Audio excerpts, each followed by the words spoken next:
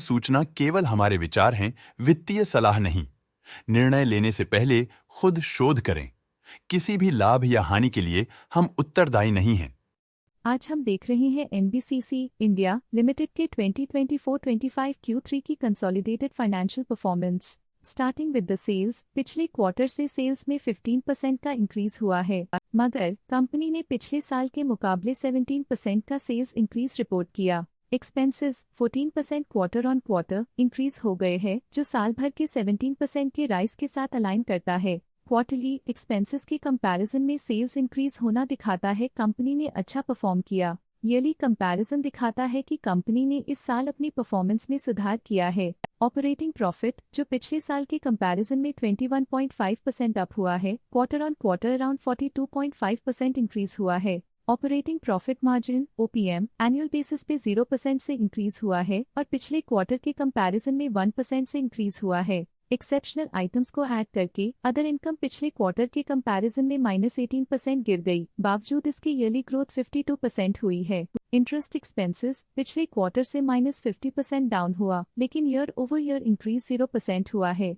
Depreciation costs में 4% का climb देखने को मिला और ईयरली बेसिस पे 17.5% का इंक्रीज देखा गया। प्रॉफिट बिफोर टैक्स एनुअली 29% बढ़ा, लेकिन प्रीसीडिंग क्वार्टर से 18.5% बढ़ा है। इस साल कंपनी ने 25.5% टैक्स पे किया और क्वार्टरली कंपनी ने 27.5% टैक्स पे किया है। नेट प्रॉफिट ने ईयर ऑन ईयर 25.5% का इंक्रीज दिखाया, लेकिन लास्ट क्वार्टर से 14% का इंक्रीज हुआ है। इस क्वार्टर में कंपनी का परफॉर्मेंस ठीक रहा, ऑपरेशनल एफिशिएंसी में कुछ सुधार हुआ है। वहीं अगर एनुअल एनालिसिस की बात करें तो इस साल कंपनी का परफॉर्मेंस अच्छा रहा। अर्निंग्स पर शेयर EPS में साल भर में 0% का इंक्रीज देखा गया, लेकिन क्वार्टरली में 13% की बढ़ोतरी भी नजर आई। इस क्वार्टर में कंपनी का EPS ठीक रहा, ऑपरेशनल एफिशिएंसी में कुछ सुधार हुआ। एनबीसीसी इंडिया लिमिटेड के फाइनेंशियल स्नैपशॉट को रिव्यू करते हुए कुछ मुख्य ट्रेंड्स सामने आए हैं जो कंपनी की परफॉर्मेंस पे रोशनी डालते हैं।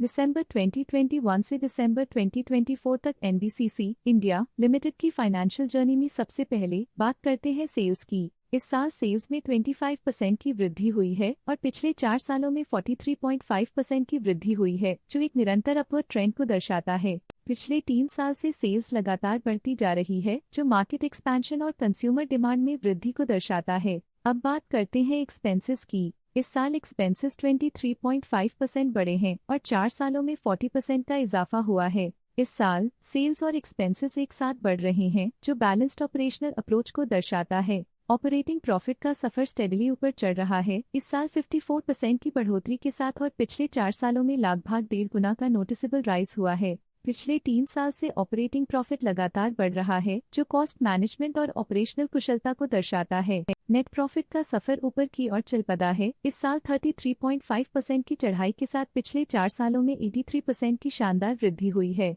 एक अस्थायी गिरावट के बाद लगातार दूसरे साल नेट प्रॉफिट में वृद्धि हुई है, जो फाइनेंशियल लैंडस्केप में साइक्लिकल रिकवरी को दर्शाता है। इस साल EPS ने ऊंचाइयों को छुआ है 35% की वृद्धि के साथ, जो पिछले 4 सालों में 86% की मजबूत वृद्धि पर आधारित है। एक अस्थायी सेटबैक के बाद EPS ने लगातार दूसरे साल अपनी अपवर्ड ट्रैजेक्टरी को जारी रखा है, जो कंपनी की वॉलेटाइल मार्केट्स में अडेप्टेबिलिटी को दर्शाता है। चलिए अब बात करते हैं शेयर होल्डिंग पैटर्न की। एनबीसीसी इंडिया की शेयर होल्डिंग रिपोर्ट्स कुछ इस प्रकार की हैं, जो दिसंबर 2024 के 31 तक चलता है। ये रिपोर्ट कंपनी के शेयर्स की डिटेल्ड जानकारी देता है, जिसमें promoters, promoter groups, foreign investors, public investors और सरकारी एंटिटीज शामिल हैं।